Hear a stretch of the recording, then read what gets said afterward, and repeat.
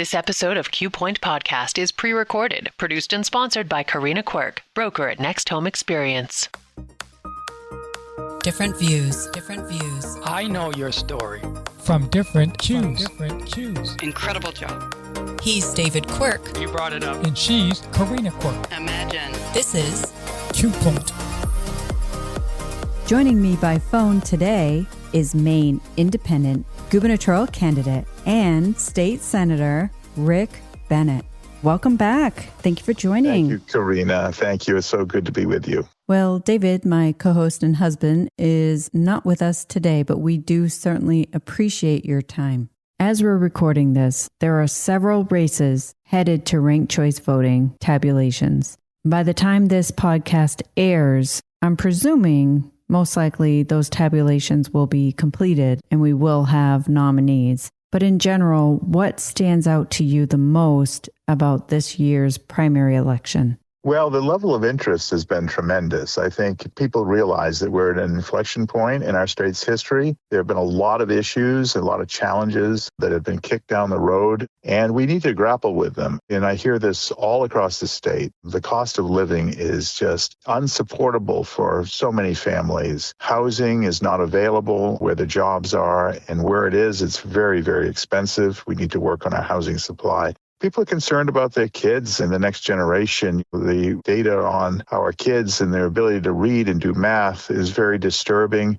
We've fallen so far in a short period of time. We used to be in the top quintile. Now we're in the bottom quintile on both of those categories. That sets us up, not only the kids themselves for failure in the future, but it also sets up our economy and, frankly, our democracy for failure. So we've got a lot of issues. Energy costs is huge. And what I think this has done is it's really made people realize that they do have it within their power to decide what our future holds. So they turned out in what appears to be record numbers in a primary on an off year from a presidential in a primary election to express themselves. And I think that should be celebrated. Do you think voters are becoming more open to candidates that are outside the traditional party structure? I think they're yearning for candidates outside the traditional party structure. I can't tell you the number of places I go. And I was just at the Hudamaki gate this morning and visiting with workers at 5 a.m. as they came to work. And I would say, hi, I'm Rick Bennett. I'm running for governor. And they look at me, okay. And then when I say I'm running as an independent, it's like a different sort of greeting. People are so overjoyed to know that they have a different out-of-the-box option that they can avail themselves of. And so they become immediately curious in my candidacy and what it's about and what I'm standing for. And they just really want to get rid of this not only toxic, but highly ineffective partisan approach to governing. It's all about finger pointing rather than problem solving. People get that and they're tired of it.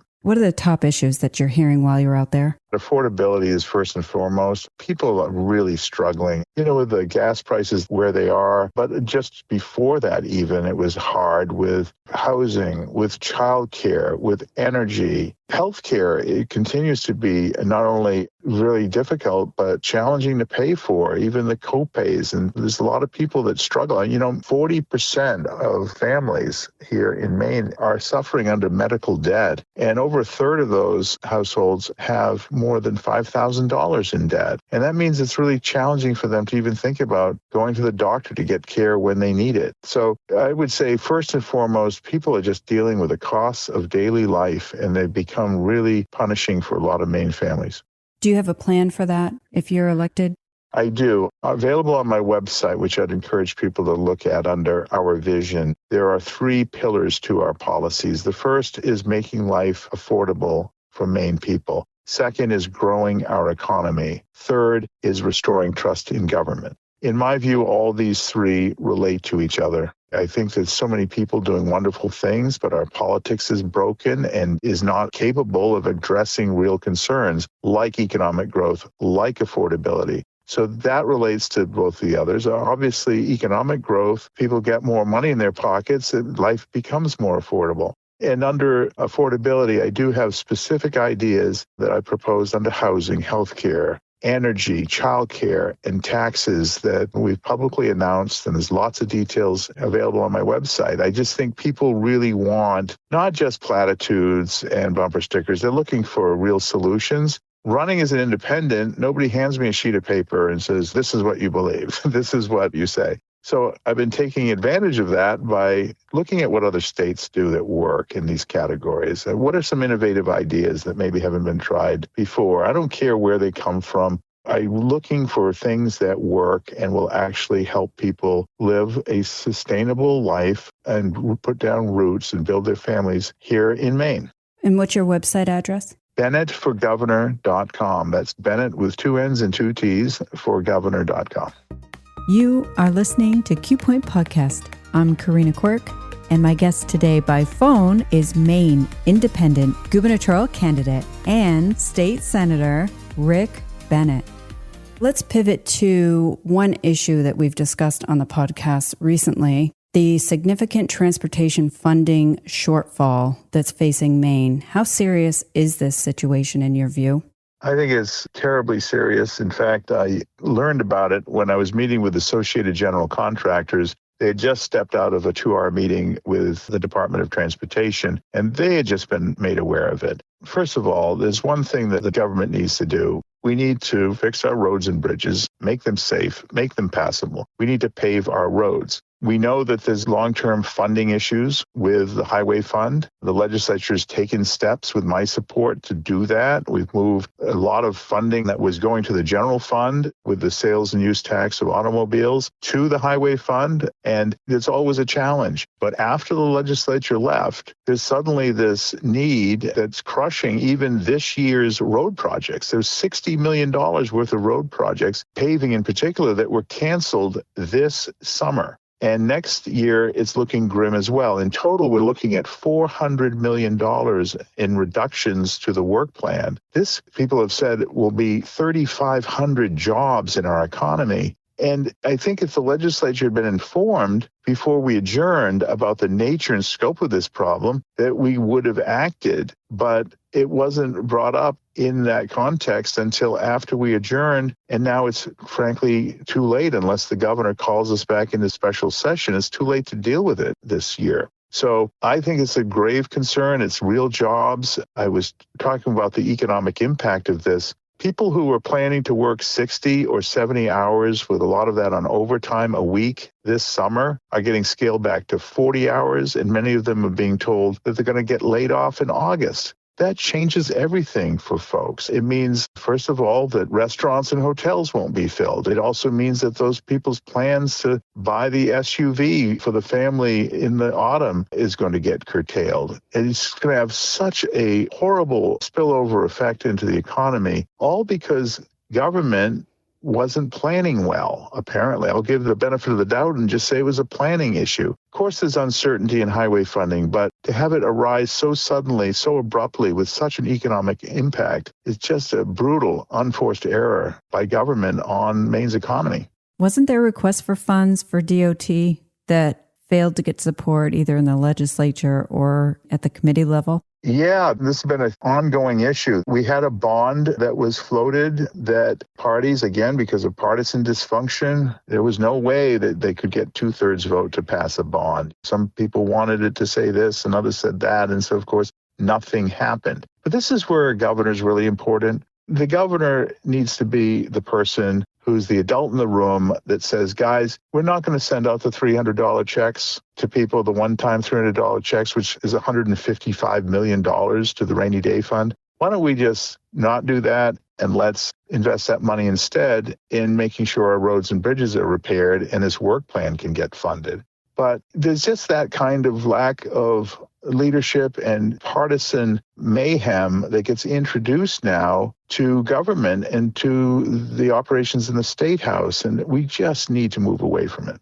I recently interviewed Commissioner Dale Doughty, Maine DOT, as well as Jake LaChance, who is Executive Director of the MBTA. And while I was speaking with Jake, he mentioned that there may be residential developments that could be delayed because of this. So it isn't necessarily all commercial projects. Yeah, as I say, the spillover effects here are grim. I don't think anybody really understands the full impact, but this is transportation funding. There's a reason we do it in 3-year plans and 5-year plans, because it not only takes communities time to plan for a road being out of commission or being not as available for a period of time, and the businesses who serve that and the developments that are planned around it. But it's just also a long-term need by the people doing the work. The contractors who do the work need to buy equipment. They need to make investments in workforce, all of which have been done by the contractors in anticipation of a work plan, which is now reduced by up to $400 million. So where does that leave them? Where does it leave our economy? It's brutal. Do you think there's going to be any resolution to this summer?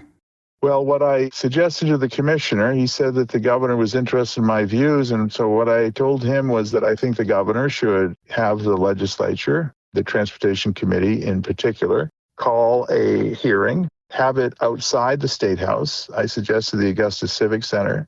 Make sure there's plenty of room and that all the questions are posed and all the questions are answered. And I think it's up to the governor to propose one or two solutions to the legislature to help fix this. And maybe that's a general fund bond, which we've turned to in the past. But the issue needs to be elevated so that the elected members of the House and Senate, who are all off we adjourned for good, we thought, but if we come back into session, we need to take action on this. And I think it's really up to the governor to make it happen. Well, I agree. It's not only jobs and the economy. We all drive around the state, and there are roads that are in such terrible condition. As I've stated before, some roads would just be better as gravel roads at this point. Yeah, no, it's very true. I was meeting with members of the forest products industry today and talking about this very issue and the brutal impacts on vehicles that are, particularly trucks and everybody's car, with the condition of Maine roads in certain areas is really damaging and costly and unsafe. Absolutely. You are listening to Q Point Podcast. I'm Karina Quirk, and my guest today by phone is Maine Independent gubernatorial candidate and State Senator Rick Bennett. I noticed you shared a recent story by the BDN relating to LD 356, which you sponsored, and it has been enacted as law. Tell us about it. Rodenticides are being used across Maine. People have a mouse problem, and increasingly they've been turned to this solution. It's called SGARs, second generation rodenticides. And there are these boxes that people use around their home, and they put in the rodenticides inside the boxes. And the idea is that the rodent will go into the box. It makes them thirsty, and it will also poison them. And then because they're looking for water, they'll leave the home and go outside and perish. Well, the use of this has exploded in Maine, and I had a constituent actually who brought this to my attention because her dog died because it ate rodents that were poisoned by these rodenticides being used by her neighbor. So I introduced a bill, and the point was to require disclosure if you're using this in your home and around your home, that you would need to let your neighbors know that you're doing it so they could keep their pets safe. And the bill ultimately was worked in the legislature, was passed by the Agricultural Committee, and it required a couple of things. One, that the Board of Pesticides Control do a study about the nature and extent of this problem. And then secondly, to take action by scaling back the scope of use and allowing only licensed applicators, not residential homeowners, but people with a license to apply these rodenticides, to do so. And the bill passed. It was enacted and signed by the governor. And the reason it's in the news is the board had done its work. They had a study done. They found that not only are pets at risk, but a lot of wildlife. My wife volunteers at a wildlife rehab center. She is seeing a lot of foxes with bad cases of mange coming in. And mange is one of the things that happens to animals who consume rodents who are poisoned. Some of our predatory birds are being impacted because they're also eating these animals that have been poisoned. So it's having a big impact, and other states are experiencing the same. When the Board of Pesticides Control had their public hearing on their report, there were people from Massachusetts that came up and told about the same thing that happened in their state and that they're now curtailing. So The good news is that the bill passed and the board just recently imposed the ban on residential application, which means you got to use this more sparingly. And when you do, you need a licensed applicator to be the one doing it. And I hope that brings a better level of safety for people, household pets, and our wildlife. To clarify, is this product something that folks can still buy at the hardware store or only now through licensed applicators? Well, that was the thing. People were buying them at the local hardware store, and they were applying it even though they may not have understood the implications of it and overusing it, and in some cases just literally spreading it around their lawn rather than putting it in the bait boxes. So I hope that with licensed applicators being the ones doing it, who are better informed and trained for the use and know how much to use, that it will help curtail this problem. If we can move away from these kinds of SCARs and toward other means of deterring rodents in our homes, I think we would be better off, and our neighborhoods would be better off, our pets would be better off, and so would wildlife.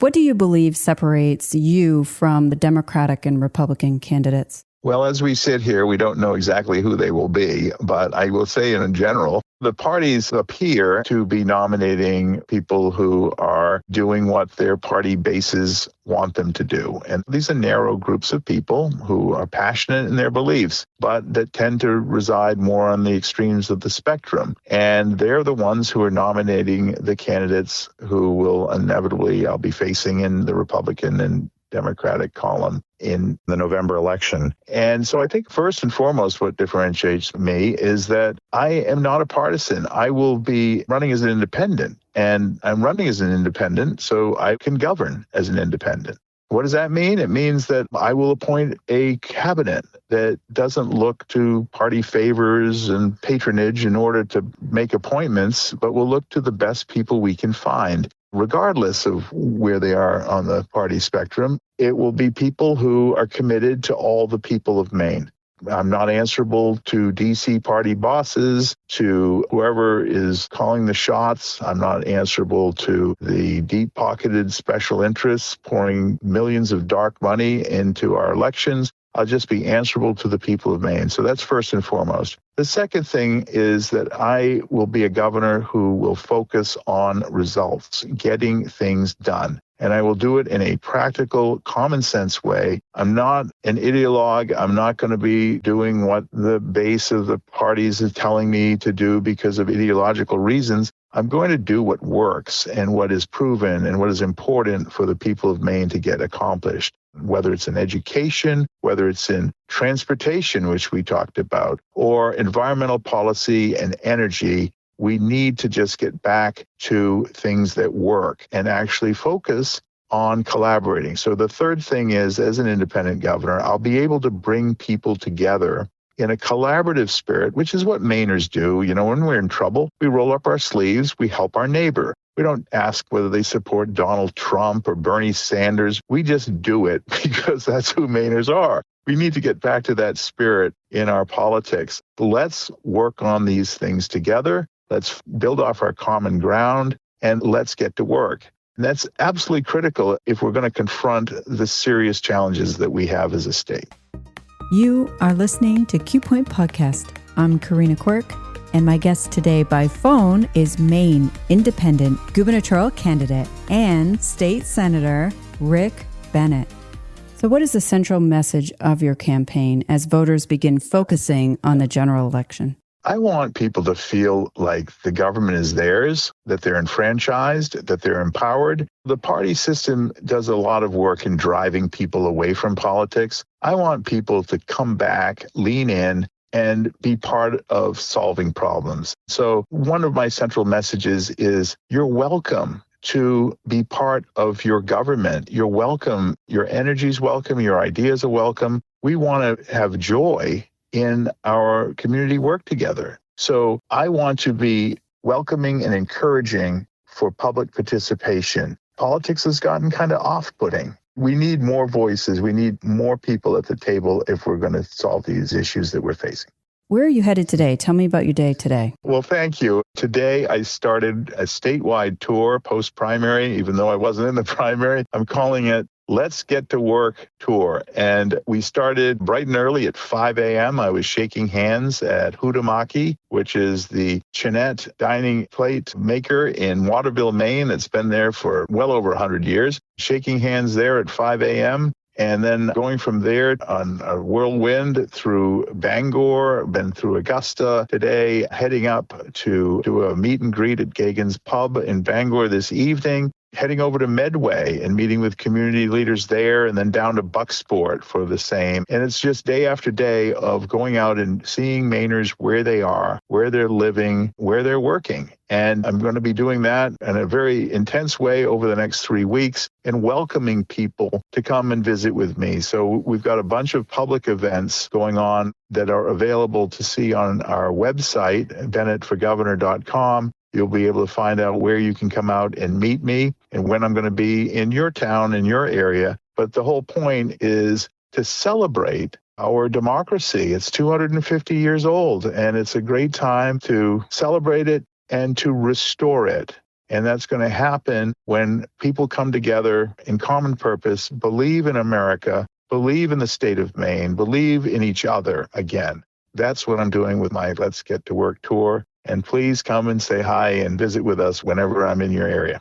How's family holding up on the campaign trail? Thank you for asking. Yeah, Karen, my wife of 35 years, is participating as much as she can, and she's with me in places all across the state. We're having a lot of joy doing this. My kids are 100% supportive. Maybe the dog and cat are unhappy because we may be gone more than they'd like, but they're being looked after, and we're really enjoying this as a family as well. As we wrap up, if you were elected tomorrow, what would be the first thing you would do?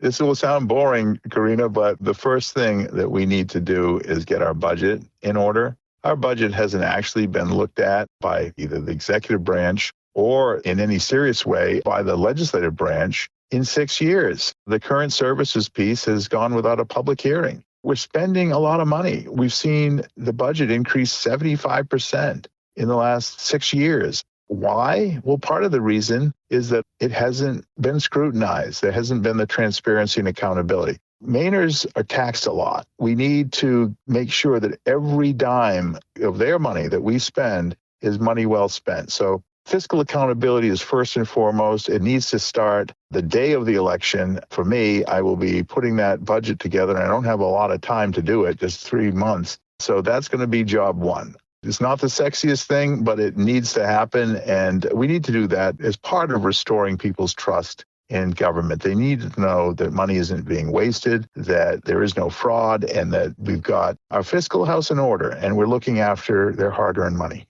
Do you plan on shrinking the budget?